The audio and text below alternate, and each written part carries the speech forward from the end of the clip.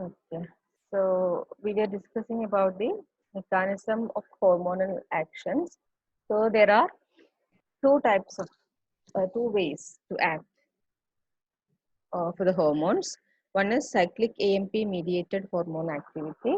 So most of the water soluble hormones or all the water soluble hormones, they act via cyclic AMP mediated hormone activity. So this was the topic we were discussing in the last class. Okay. So, and the other one is transcription and translation effects or gene manipulation that is done by lipid soluble hormones. So, these is like, for water soluble hormones, they cannot easily, they cannot cross the plasma membrane. So, their receptors are present on the cell membrane. Okay. So, this water soluble hormones, they are the proteins and peptide and protein hormone, their receptors are present on the cell membrane. And for this lipid soluble hormone, they can cross the plasma membrane since they are lipid soluble, and their receptors are, see, you can see thyroid hormones and steroid hormones. So their receptors are present inside the cell. They are seen either in the for steroid hormone, the receptors are present in the cytoplasm, in the fluid, while for thyroid hormone, the receptors are present on the nuclear membrane or membrane of the nucleus. So this is the difference for these two activities. One, water soluble, their receptors are present on the outer membrane, okay, on the plasma membrane. They are not crossing inside. And thus they mediate, these activities are mediated through cyclic AMP, okay. And for lipid soluble hormones like thyroid hormones and steroid hormone, they can cross the plasma membrane, and their receptors are present in the cytoplasm and also as well as on the nucleus, membrane of the nucleus. So they can directly act on the gene manipulation. Please move yourself. So here, this is the mechanism of cyclic AMP mediator. Here you can see the hormone. This is the first messenger. Okay, hormone is called as first messenger, and cyclic AMP is called as second messenger. So the hormone binds with the receptor,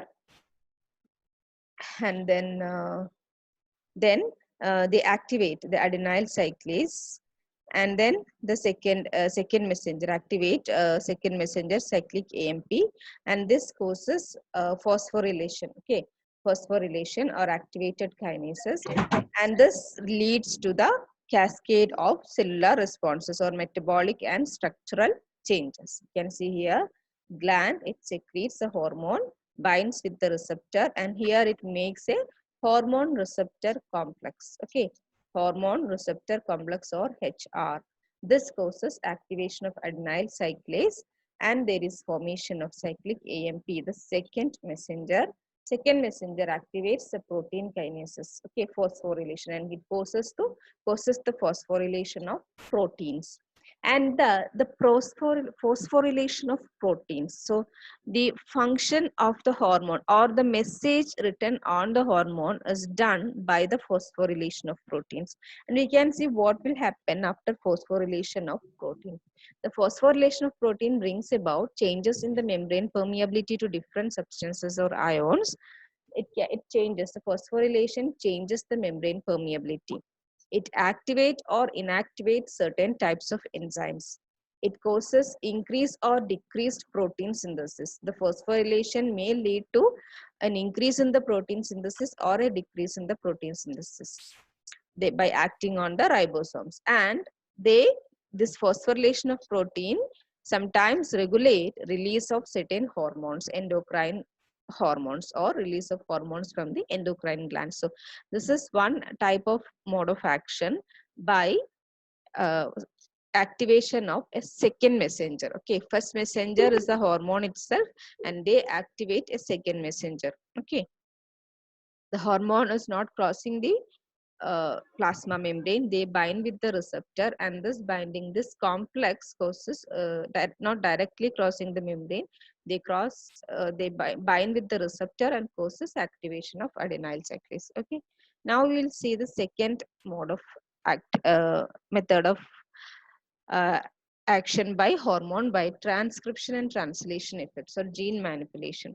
So here you can see this is a hormone.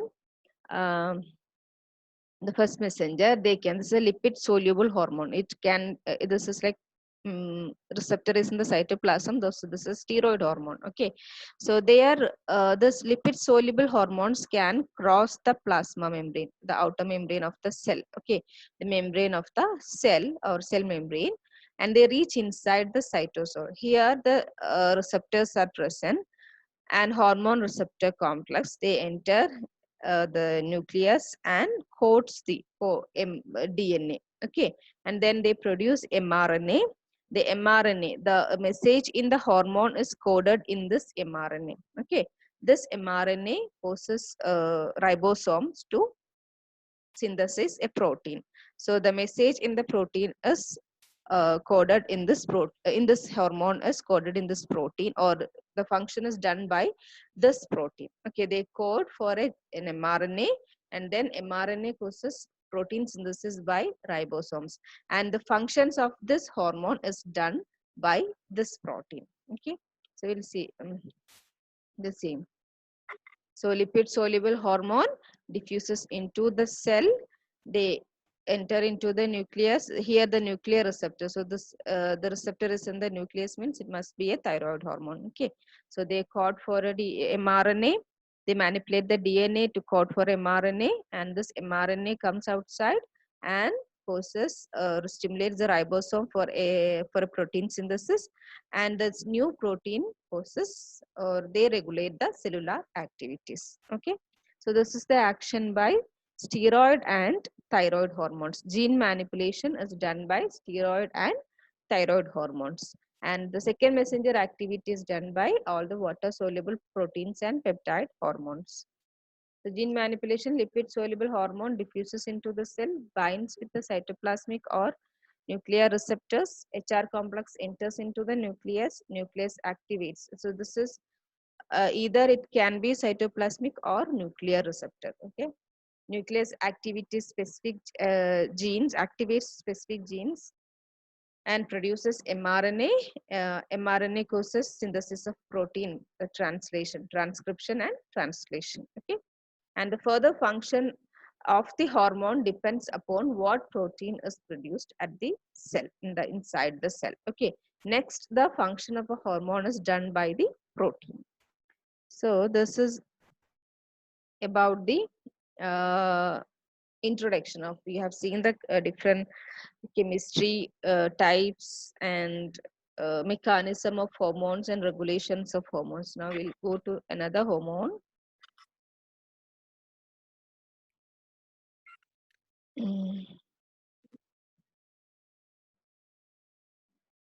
Oh, 1 second, new share.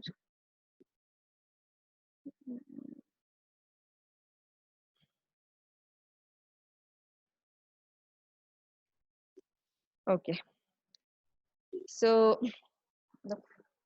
there are pituitary glands are there. So before that, pituitary glands will take in the later classes or after these thyroids and parathyroids and all. So we'll start with thyroid gland. Okay, thyroid gland is like to live. To live, you don't. It is not a compulsory this thyroid hormone for, but no, for normal functioning. For normal healthy functioning, definitely you require thyroid hormone. There are certain hormones that is required for a normal living, to live, but thyroid hormone is not like that. Just you don't require it to live. Okay, but you require it for your daily normal functions. Okay, so thyroid gland is situated in front of your larynx. Okay, it is bilobed and connected with thyroid isthmus. You can see the isthmus here, and it is 20 to 40 grams in an adult. The thyroid hormones are T3, T4, and calcitonin. There are 3 types of hormones secreted by the thyroid gland. T3 means triiodothyronin, T4 tetraiodothyronin or thyroxine, and calcitonin. Okay, and this is another classes in the thyroid hormones are one secreted by the hypothalamus, thyroid releasing hormone, and the other one secreted by the anterior pituitary, TSH, thyroid stimulating hormone. So thyroid releasing hormone stimulates anterior pituitary to secrete TSH, thyroid stimulating hormone, and thyroid stimulating hormone activates thyroid gland to secrete T3, T4, and calcitonin. Okay. Now we'll see the functional anatomy. In this, you can see this gland is composed of um, cervical sacs called thyroid follicles. Okay, and this thyroid follicle composed of two types of cells: follicular cells and parafollicular cells. Okay, follicular. So these are the follicular cells, and these are the parafollicular cells. And this follicular cells. One second. Ma'am, your screen isn't visible. Screen is not visible. One second. No. Okay. Sorry. I think okay, you have already messaged me. In this, is it now? No.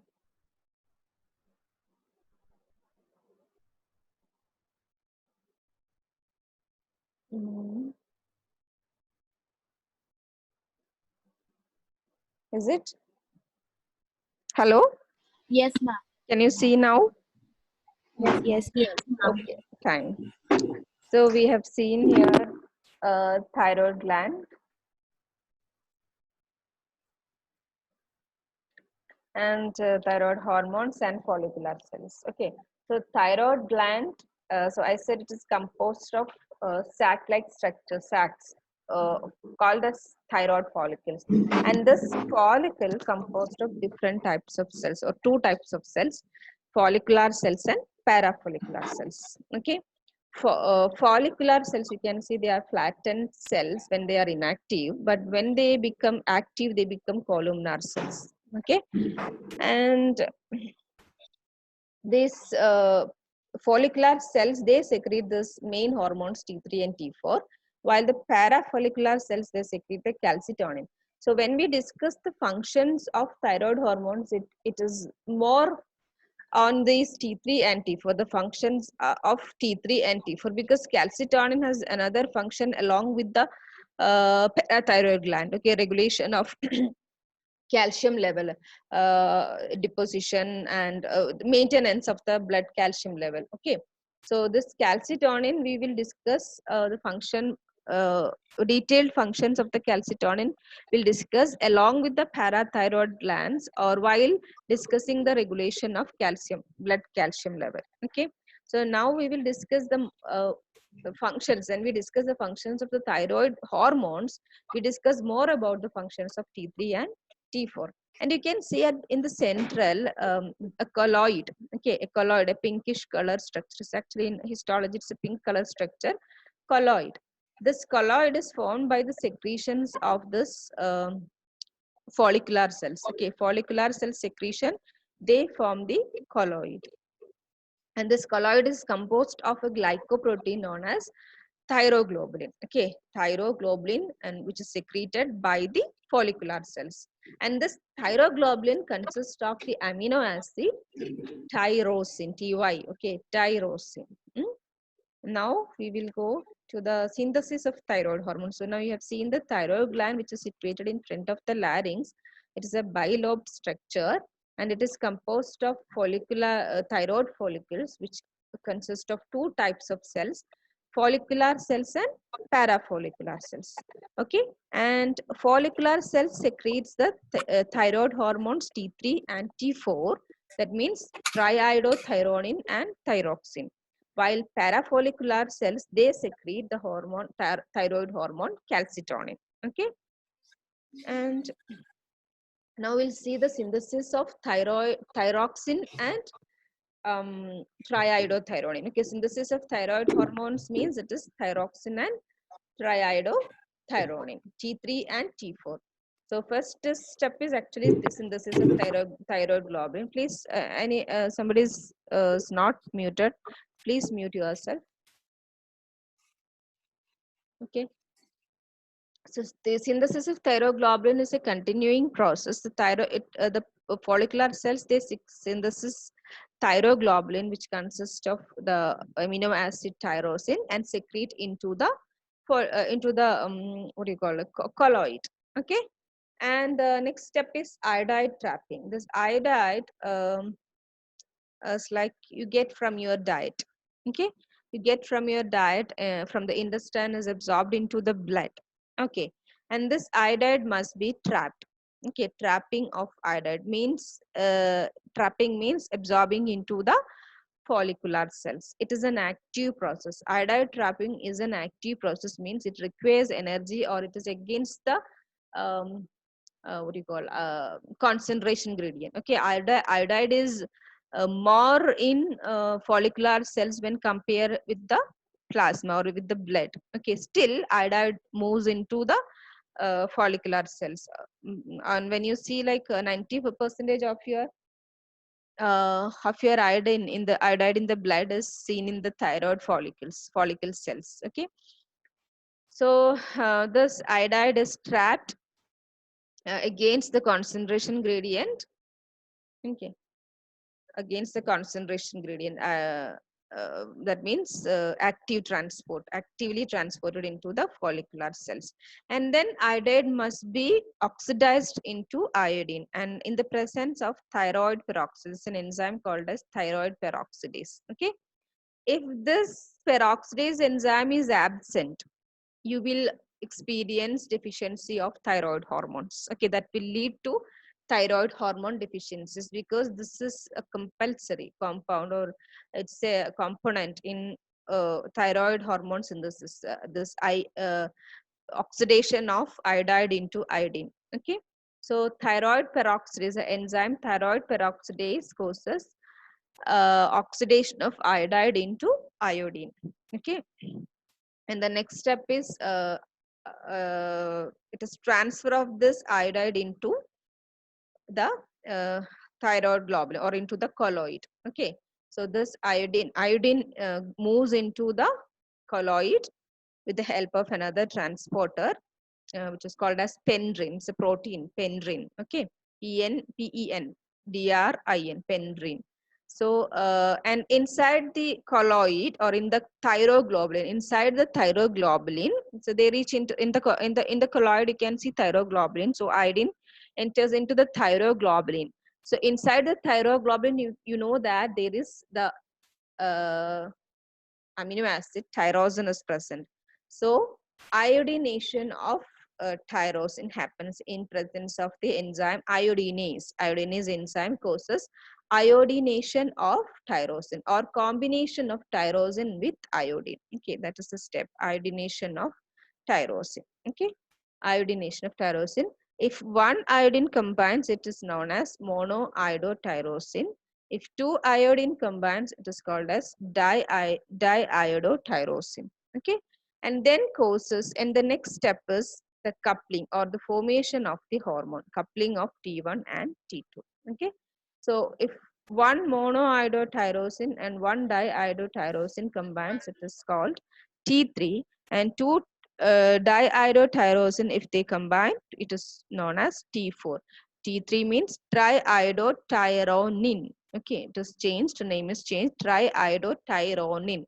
Monoiodotyrosine and diiodotyrosine combines to form T3, triiodotyrosine, the hormone T3.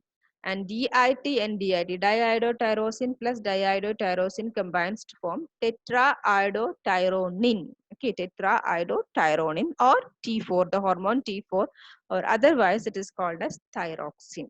Okay, and then they are secreted back into the plasma for circulation. Okay, so these are the steps in the thyroid synthesis. First, synthesis of thyroglobulin, iodide trapping, oxidation of iodide into iodine, movement of iodine into the thyroglobulin, iodination of tyrosine, and coupling of uh, diiodotyrosine, and monoiodothyronine to form the, in particular ways, to form the thyroid hormones. Okay. See here again another, you can see this is blood.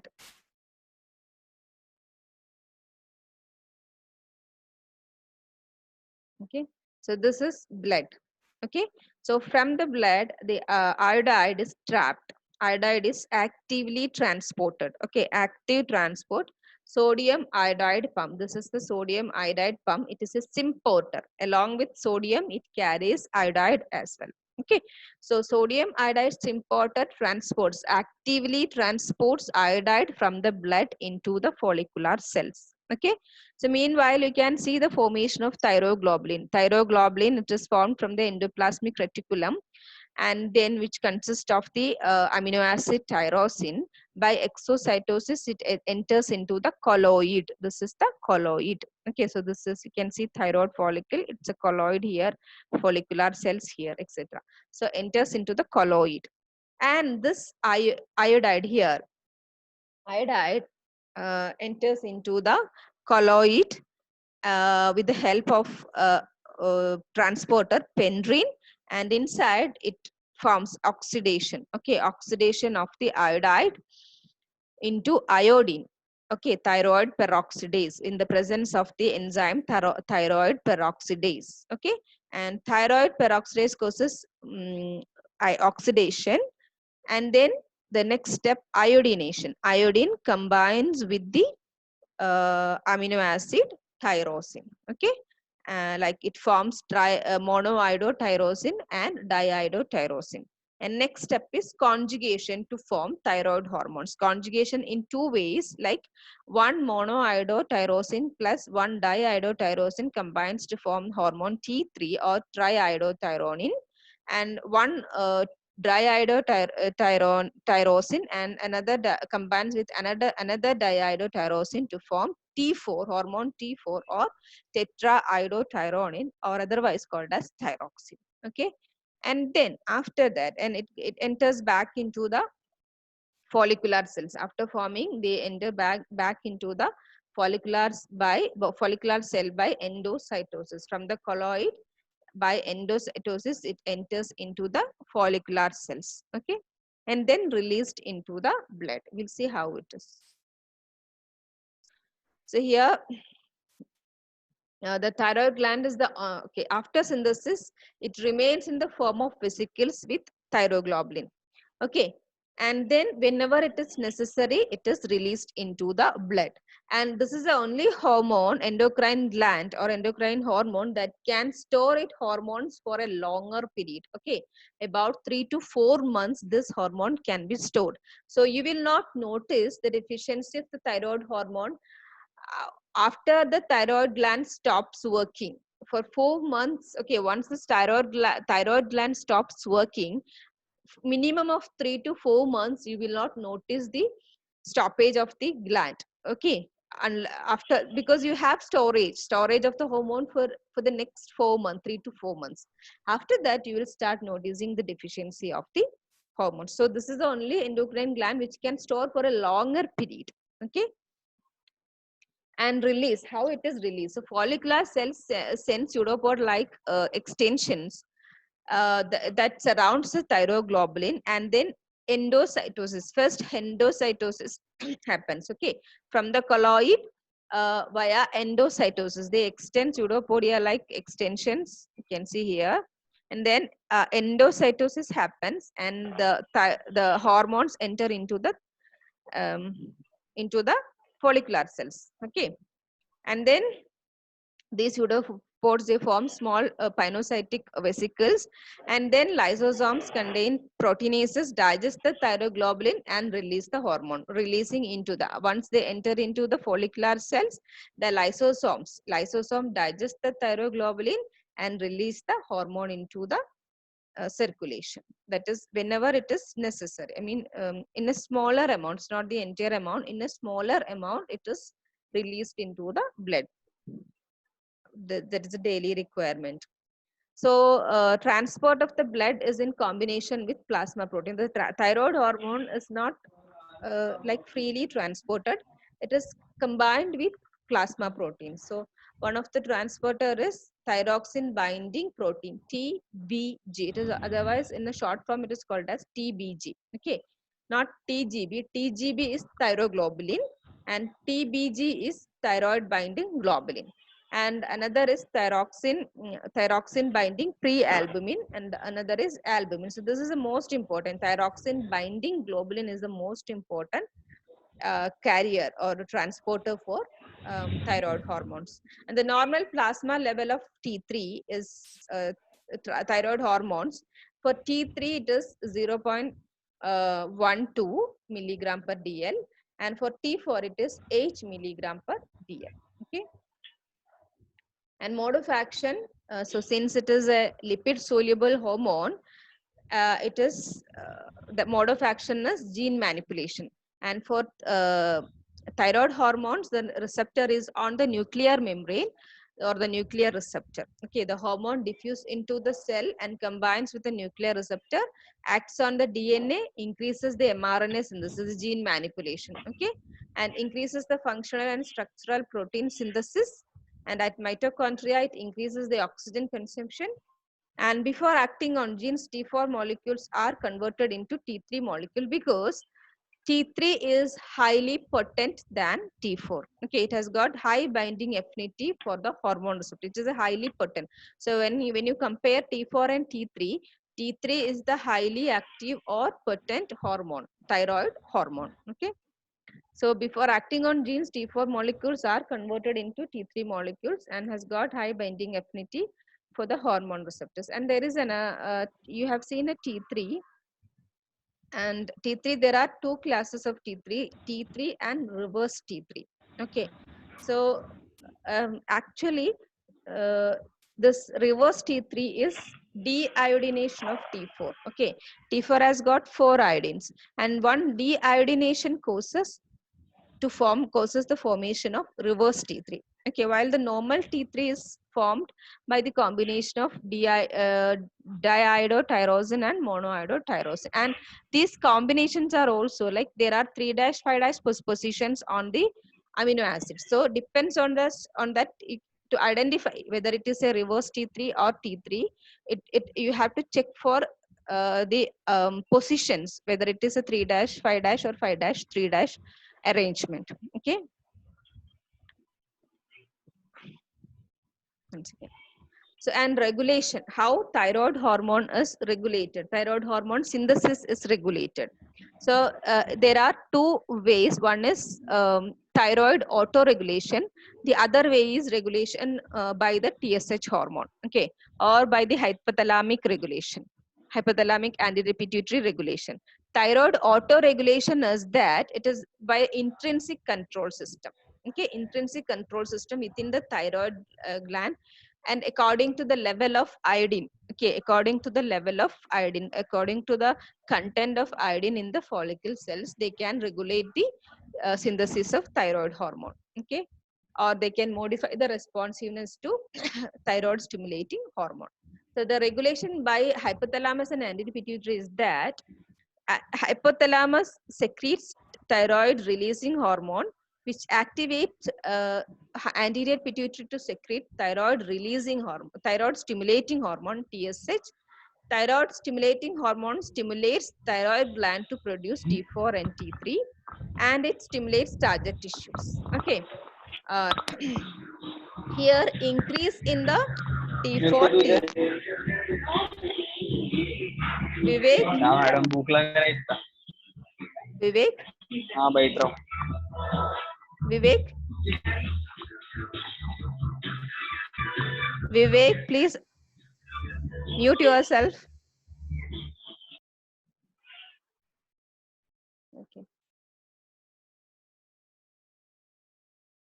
Okay. So this T3, T4 again sends negative feedback control. The level of, okay, increase in the T3, T4 and reverse T3, they send a negative feedback control over to the anterior pituitary for the inhibition of thyroid stimulating hormone. Okay. So the increasing level of T3, T4 can inhibit the anterior pituitary negative feedback. Okay, inhibit the release of thyroid stimulating hormones from anterior pituitary. So this is negative feedback mechanism by regulating the thyroid releasing hormone. Okay. So two regulatory mechanisms, one thyroid autoregulation and another by regulating thyroid releasing hormones. So functions of thyroid gland hormone. So I told we will major discussion will be on T3 and T4, and calcitonin we will discuss while discussing with the parathyroid hormone. Okay, hormone functions. So the functions of thyroid hormone, the most important function of thyroid hormone is its activity on metabolism. It causes an increase in the one second.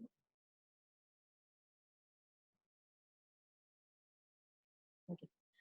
So an increase in the general metabolism. Okay, the most important function is general metabolism. Protein, it acts action on general metabolism, and carbohydrate, protein, and lipid metabolisms. Okay, so this is another most important. Like on the general metabolism, it leads an increase in the basal metabolic rate, and it causes it is a thermogenic hormone. It causes an increase in the body temperature as well by increasing the general metabolism, and that increase in the body temperature or increase in the general metabolism leads to another functions of the thyroid hormones. Okay, and so here the thyroid hormone increases the metabolic activities of the most of the body tissues except brain, retina, spleen, testes, and lungs.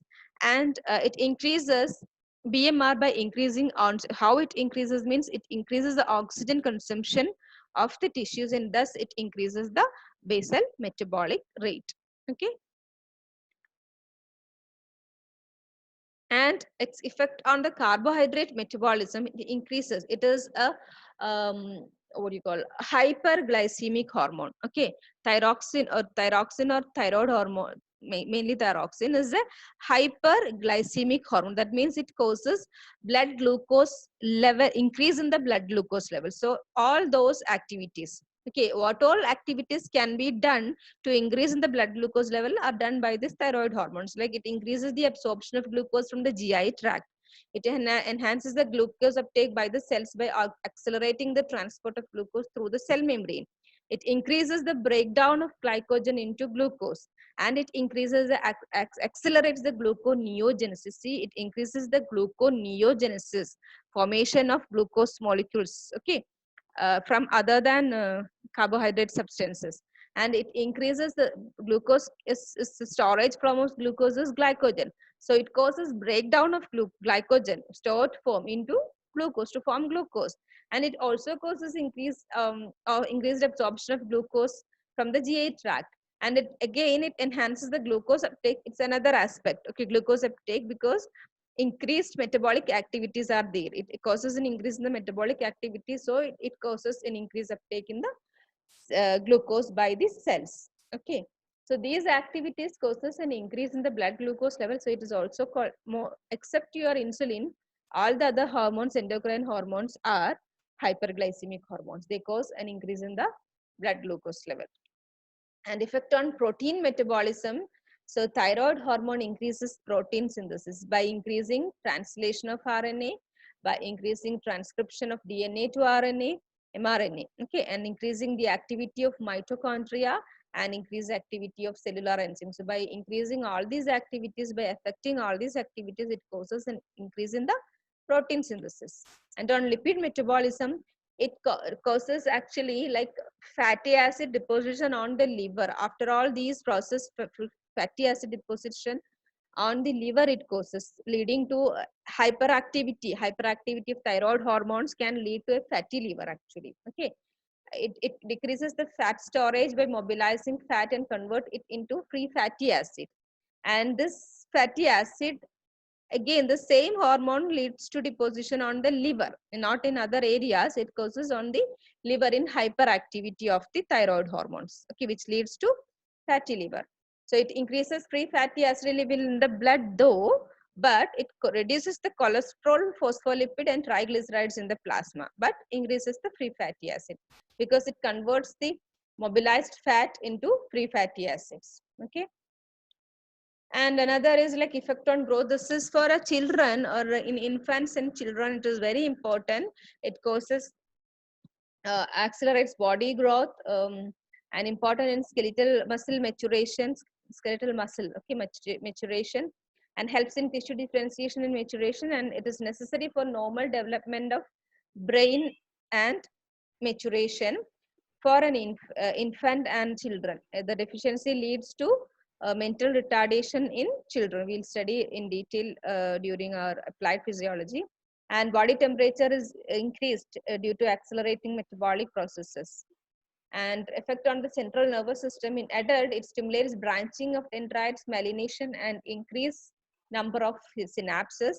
And in adult, the decrease in the hormone leads to lethargy, like what do you call uh, slowness in all the activities slow down, mental and physical activities slow down, and intellectual active functions also become slow down. Okay, and in fetus and newborn, this is very important for the development of the brain. Okay, for the development of the brain, it is very important in fetus and newborn. So deficiency leads to mental retardation. And effect on cardiovascular system, moderate normal activity, it maintains the normal activity, and it actually it leads to increase in heart rate, force of contraction, cardiac output, but uh, along with the other hormones, it maintains the normal activities of the heart. And on the blood, it stimulates the erythropoiesis. Okay, and effects on gastrointestinal system, it causes appetite, increases the appetite, motility, and secretions of the digestive tract and respiratory system. It indirectly, because the general metabolism increases, it causes increase in the rate and depth. And on gonads, for in the females, it is very important, or it is compulsory for the menstrual cycle maintenance, normal menstrual cycle and fertility. And in case of milk production, it is important for galactopoiesis. And skeletal muscle, it causes weakness of the muscle due to generalized depression of the metabolism in hypothyroidism. In hyperthyroidism, it leads to general weakness of the muscle because of hyperactivity. Okay, hyperactivity and low activity both leads to muscle weakness, hypothyroidism and hyperthyroidism, but in two different aspects. And vitamin, in case of vitamins, it is necessary for the conversion